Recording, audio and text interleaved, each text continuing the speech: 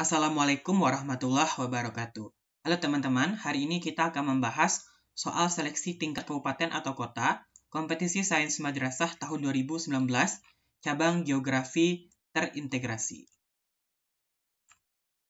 Soal yang pertama, itu berkaitan dengan 10 konsep geografi. Pertanyaannya, konsep geografi yang sesuai dengan paragraf adalah, untuk menjawab soal seperti ini, pahami narasi pentingnya, yaitu, untuk sampai ke sana, saya harus naik pesawat ke Ambon. Kita charter pesawat ke Pulau Moa, ibu kota Kabupaten Maluku Barat Daya. Dari situ, saya naik kapal ke Pulau Lira. Memang, kalau dari Jakarta ke Dili bisa langsung. Hanya pindah di Bali, kemudian saya naik kapal dari Dili ke Lira. Tapi saya tidak mau lewat itu, kita harus lewat perairan kita sendiri. Nah, dari narasi ini berkaitan dengan aksesibilitas, atau bagaimana menjangkau suatu objek yang ingin dituju. Nah, akan diceritakan bagaimana cara sampai ke objek atau tujuan. Diceritakan menggunakan transportasi ya, baik darat, laut, dan udara di sini ceritanya. Nah, untuk jawabannya udah jelas adalah konsep keterjangkauan atau nama lainnya aksesibilitas. Nah, sebelumnya konsep geografi itu ada 10. Nah, dapat kita ringkas dengan rumus paman, lik, dj. Ini 10 konsep geografi. Nah, P ini artinya pola. Pola itu adalah susunan gejala geografi di permukaan bumi. Contohnya, seperti pola pemukiman di daerah bantaran sungai yang memanjang, di sekitar pantai, di sepanjang jalan, ya, dia linear atau memanjang. Itu namanya pola. Ada juga konsep A atau aglomerasi, yaitu pengelompokan fenomena geografi di permukaan bumi berdasarkan ciri khas tertentu. Ada juga M atau morfologi, yaitu membahas bentuk muka bumi yang beragam. Ada aksesibilitas ya. Nah, aksesibilitas ini seperti yang terdapat pada soal tadi, ya, bagaimana menjangkau suatu objek atau daerah tujuan. Ada juga N atau nilai guna, yaitu kegunaan dari suatu wilayah. Apakah untuk pertanian, pariwisata, ekonomi, dan ada lokasi L. Nah, lokasi ini adalah posisi suatu objek di permukaan bumi. Lokasi ini juga terbagi menjadi dua, ada lokasi absolut dan relatif. Ada juga interaksi dan interdependensi, keterkaitan yang mendalam, ada keterkaitan keruangan. Jadi keterkaitan ruang ini bagaimana pengaruh fenomena A terhadap X. Nah, misalkan jika terjadi kebakaran hutan di Riau, ya, asapnya dapat atau dampaknya dapat dirasakan oleh masyarakat Sumatera Barat. Selanjutnya ada diferensiasi area, itu merupakan perbedaan dua wilayah. Selanjutnya ada jarak. Nah, jarak ini juga ada dua, jarak relatif dan jarak absolut. Nah, untuk pada narasi soal yang tepat jawabannya adalah B. Kita lanjut soal nomor 2. Berdasarkan pendekatan biogeografi adalah pendekatan yang membahas distribusi dari makhluk hidup, terutama flora fauna. Di Indonesia dibagi menjadi, jawabannya adalah Oriental dan Australian. Nah, secara garis besar ada dua ya. Wilayah Oriental itu meliputi ya, dari wilayah seperti Sumatera, Jawa, Kalimantan. Nah, kalau Australian itu yang bagian Indonesia Timur, kontak dengan benua Australia. Kalau wilayah Indo-Malaya dan wilayah Australia ini kurang tepat. Wilayah benua Asia dan Australia ini berdasarkan benua tidak tepat. Wilayah dangkalan Sunda dan dangkalan Sahul ini berdasarkan pembentukannya atau dalam proses geologi dan geomorfologi. Di jawabannya A. Nomor 3. Tokoh geografi beraliran posibilisme adalah, aliran dalam geografi itu ada dua, aliran posibilisme dan aliran determinisme. Ada dua ya, posibilisme dan determinisme. Kalau posibilisme itu, manusialah yang menentukan kehidupan. Jadi manusia tidak dapat dipengaruhi oleh alam. Manusia dapat hidup dengan sendirinya.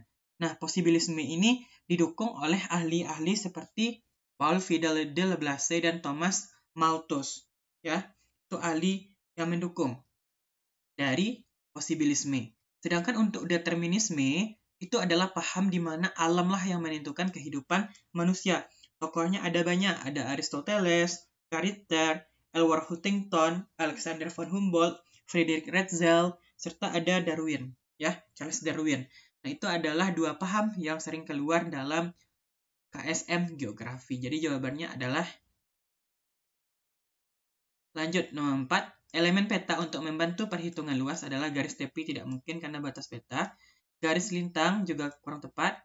Garis bujur juga kurang tepat. Nah, yang tepat adalah garis astronomis yang mewakili lintang dan bujur serta skala. Nah, jadi ini dapat digunakan dalam menghitung luas. Nomor 5. Berapa skala peta dari peta kontur di atas? Nah, kita tahu ya ada CI-nya atau kontur interval. Jadi kita kurangin aja, misalkan 500 dikurang 400. Kan hasilnya 100 meter. Berarti beda tingginya atau CI-nya kita udah dapat 100 meter. Nah, cara mencarikan skalanya tinggal kita kalikan dengan 2000. Artinya 100 dikali 2000 hasilnya adalah 200.000. Nah, kenapa ada 2000 dari mana datangnya? Nah, rumusnya kan untuk mencari CI sama dengan 1 per 2000. Jadi 2000 itu udah rumusnya. 2000 kali skala. Nah, sedangkan CI-nya kita udah tahu 100 tadi. Jadi tinggal kita masukin aja ke sini. Dapatlah hasilnya 200.000. Lanjut soal nomor 6. Kota Jakarta menjadi daerah tujuan migrasi dari berbagai pulau Indonesia. Untuk menggambar fenomena itu dengan baik menggunakan, nah untuk titik tidak mungkin ya. Nah di sini seperti ada garis atau aliran. Area ini juga kurang tepat. Nah area ini misalnya untuk danau. Nah atau kawasan yang memiliki area hutan, kebunan, dan lain-lain. Simbol garis, nah ini juga kurang tepat di sini. Karena di sini memfokuskan ya dia kepada daerah tujuan ya berupa aliran nanti akhirnya. Nomor 7.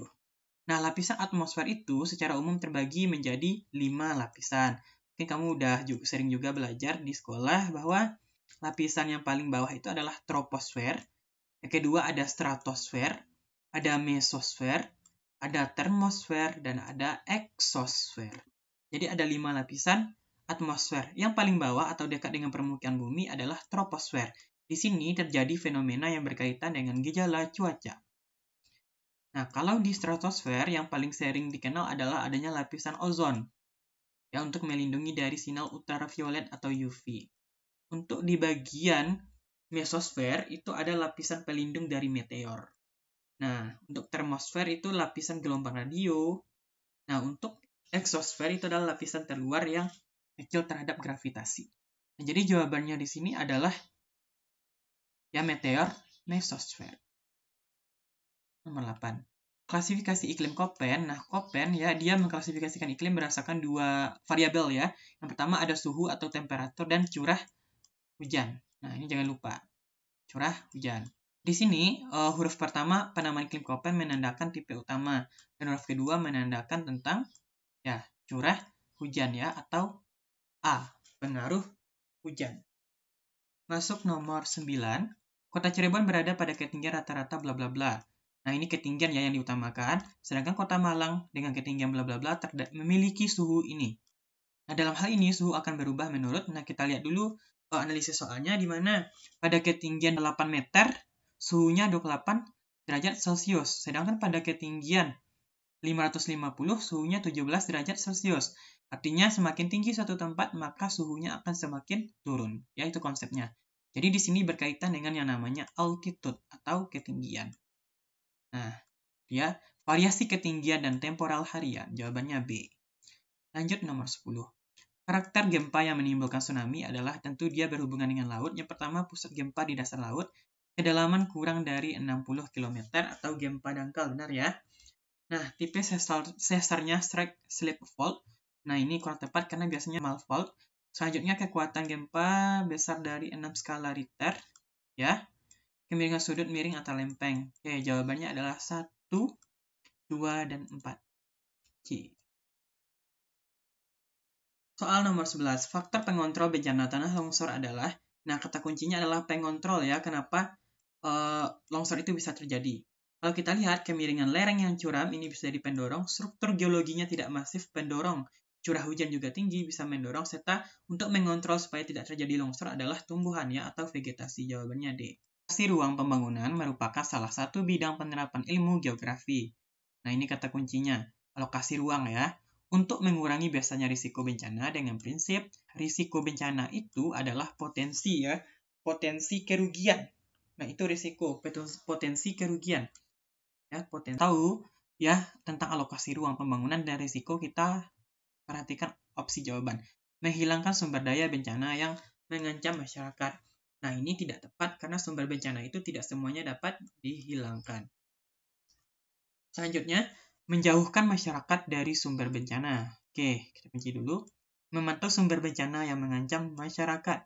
Oke, menjauhkan sumber bencana dari masyarakat.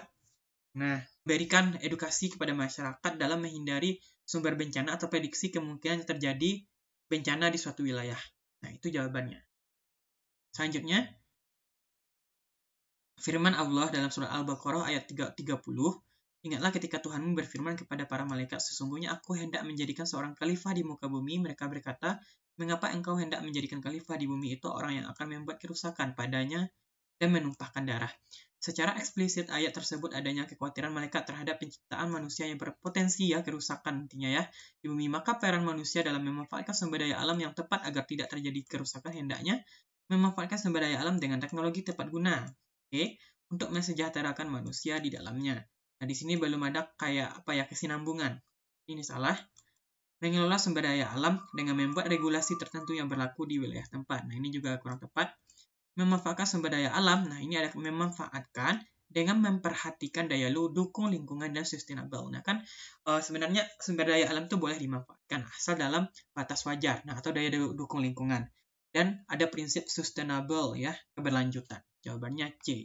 Ini dapat digunakan oleh generasi yang akan datang. Revolusi hijau di Indonesia memberikan dampak positif antaranya. Nah, istilah revolusi hijau itu sendiri sudah berkembang sejak tahun 1950, terutama di negara-negara berkembang di Asia. Nah, kalau di Indonesia sendiri, revolusi hijau itu dikenal juga dengan BIMAS atau bimbingan masyarakat. Nah, bimbingan masyarakat ini bertujuan untuk swasembada beras. Beras. Nah, jadi tujuannya adalah untuk swasembada beras. Sehingga untuk jawaban di sini adalah pemenuhan karbohidrat. Nomor 15. Morfologi pegunungan yang berpuncak datar atau hampir datar, kemiringannya kecil dari 5-10 derajat, dibatasi sekelilingnya oleh jurang terjal hampir tegak, umumnya berada di tengah daratan atau benua. Dengan kemiringan perlapisan horizontal disebut dengan, nah nomor 15 jawabannya adalah plateau.